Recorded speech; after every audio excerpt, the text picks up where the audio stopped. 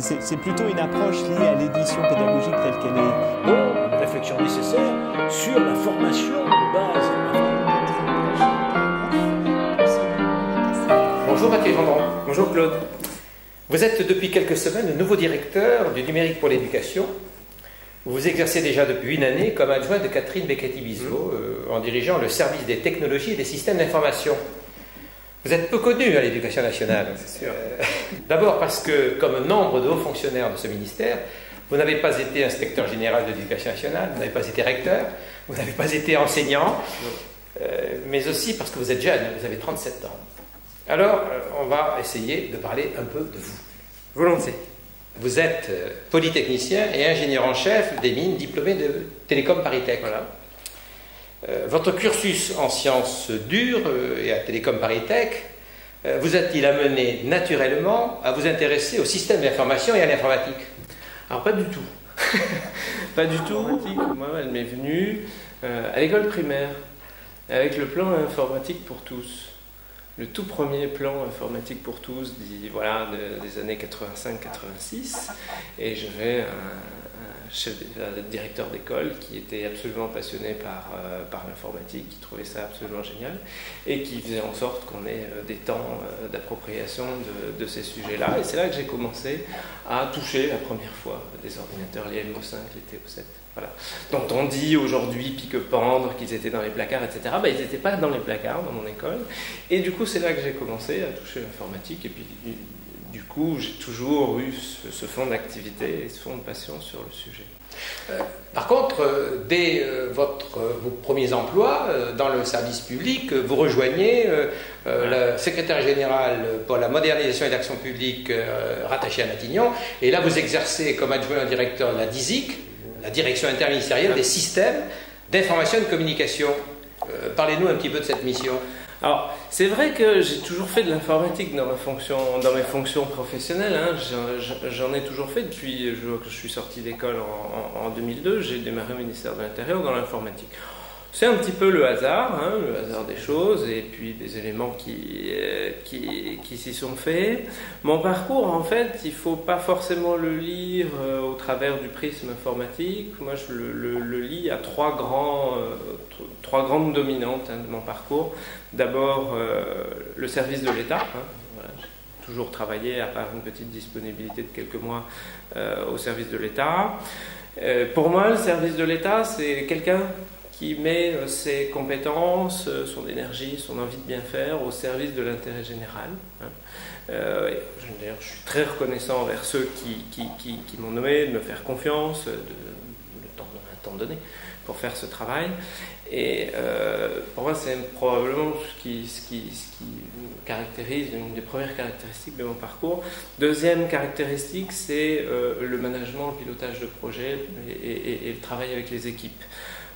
Pour moi, je suis pleinement convaincu que tout le travail qu'on peut faire, toute l'énergie que je peux amener, tout ce que je peux donner, toutes les grandes choses que l'administration peut faire, que le service public peut faire, repose d'abord et avant tout sur la somme de toutes les actions que chacun fait. Donc tout ce travail d'écoute, d'éclairage, de faire progresser chacun, de mettre en confiance, responsabiliser, c'est quelque chose que j'ai adoré faire dès le début de ma carrière et chacun de mes postes m'a amené à progresser dans ce domaine-là. De façon très humble, c'est quelque chose qui me plaît, en tout cas d'être en contact avec les gens et de les faire travailler ensemble, c'est vraiment quelque chose de très important. Troisième chose, et là on touche un petit peu plus à l'informatique déjà, c'est la passion pour la transformation. Toujours aimé travailler sur des projets qui transforment en profondeur les choses. Alors, toujours un aspect technologique, on le prend par l'aspect technologique, l'informatique, voilà. Mais la transformation, si je regarde un petit peu ce que j'ai été amené à faire, le ministère de l'Intérieur par exemple, c'est toujours intéressant et on peut avoir une passion pour la chose technique, c'est pas mon fait. Ce qui m'a toujours passionné, c'est l'effet induit sur les choses. quand j'ai travaillé sur le passeport biométrique, ce qui était intéressant, c'est pas la technologie de l'empreinte digitale ou je sais pas trop quoi, c'est de réfléchir à la bonne façon de le mettre en œuvre, à la façon dont ça va transformer la pensée, le travail avec la CNIL pour la protection des libertés individuelles, c'est la liaison avec l'international, parce que le passeport, c'est ce genre de sujet. Donc en fait, il faut voir mon parcours plutôt au travers de ce prisme-là, plutôt que l'informatique stricto sensu. Et du coup, au secrétariat, au SGMAP, oui, le secrétariat général de la modernisation de l'action publique. Vous avez travaillé à un rapport d'ailleurs. Donc voilà, on a travaillé beaucoup en équipe. Hein. C'est pas moi j'étais l'humble secrétaire du dispositif, le coordinateur du dispositif. À un moment, on a élaboré, on a appelé un cadre stratégique commun du système d'information de l'État. L'idée était de se dire, au fond, on travaille, tous les ministères ont des morceaux d'informatique, etc. Mais à quoi ça sert fondamentalement et comment on peut faire pour que ce soit mieux, plus intelligent, etc. Et on s'est dit, tous ensemble, on a quand même plus de 10 000 informaticiens à l'échelle de l'État, donc avec des gens très diplômés, très compétents, plutôt que chacun reproduise, chacun de son côté, tout un tas de choses, est-ce qu'en se mettant ensemble, on ne pourrait pas faire des choses plus intelligentes ? Et comment on peut apporter plus de services à l'usager, comment on peut faire pour que ce service à l'usager coûte peut-être un petit peu moins cher parce qu'on évite de reproduire plusieurs fois la même chose, et comment on peut transformer progressivement la vision des dirigeants, la vision de l'encadrement sur quelque chose qui peut apparaître technique. Ok, l'informatique, à un moment, il faut bien des ordinateurs, il faut bien des lignes de code et des machins comme ça. Mais c'est pas ça qui est intéressant. Ce qui est intéressant, c'est l'enjeu de transformation qu'il y a derrière, la transformation des usages que ça induit, la façon différente dont les gens communiquent, etc. Et ça, c'est ce qui m'a guidé jusqu'ici, jusqu'au moment où effectivement j'ai rejoint Catherine Becchetti-Bizot, qui m'a convaincu par le projet de la DNE de venir à ses côtés il y a un peu plus d'un an.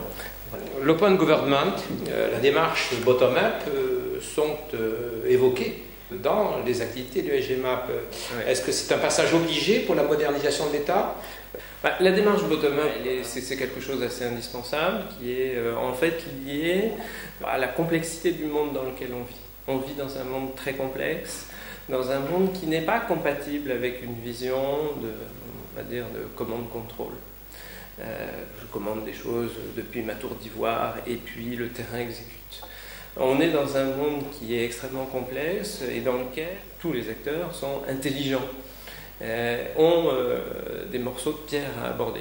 C'est pas le monde des bisounours, hein. Je suis pas en train de dire formidable, on vit tous dans un même monde. C'est beaucoup plus le constat qu'effectivement c'est comme ça qu'on va faire avancer les choses. C'est parce que on va tirer profit le plus possible de l'intelligence individuelle au profit de l'intelligence collective. Exactement aujourd'hui, finalement la société humaine est à l'inverse des fourmis, c'est-à-dire les fourmis individuellement elles sont très bêtes et elles ont une intelligence collective formidable parce qu'elles arrivent à construire des choses formidables, mais pourtant il y a très peu d'intelligence. Les sociétés humaines sont plutôt à l'inverse, sont des gens qui sont tous individuellement très intelligents et à l'échelle collective, des fois on fait des trucs très bêtes. Donc l'idée du bottom-up, c'est d'essayer de commencer à inverser ça. Et ça passe par libérer des énergies, ça passe par alors des travaux en informatique aussi, ça veut dire que l'informatique il faut qu'elle s'ouvre, c'est la transformation des systèmes d'information, la transformation des informaticiens, ouvrir les portes, ouvrir des libertés, etc. C'est absolument essentiel, construire des architectures dans lesquelles chacun peut du coup trouver sa bulle d'autonomie, sa bulle dans laquelle il peut construire son morceau du truc, accepter de se faire déborder. C'est difficile au début de se dire, finalement, moi j'ai conçu un système comme ça, puis il y a des gens à côté qui conçoivent des trucs vachement bien, mais qui rentrent pas dedans, qui s'interfacent pas.